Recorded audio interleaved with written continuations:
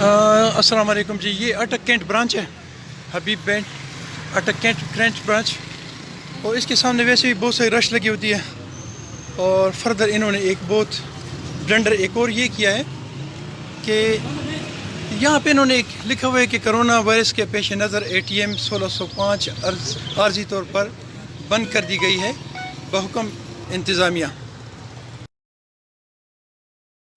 मैं गवर्नमेंट से ये सवाल पूछना चाह रहा हूँ कि वो कौन सा रूल है, वो कौन सा कानून है जिसके तहत आप ATMs बंद कर रहे हैं।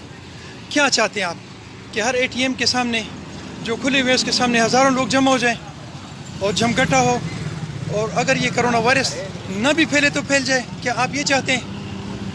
क्या ये नालायकी नहीं है कि इस इतने बड़े शहर में अक्सर ATM इस वजह से बंद हो कि करोना वायरस की खौफ की वजह से या उसके फैलाव को रोकने की वजह से ATM रोक दिया जाए?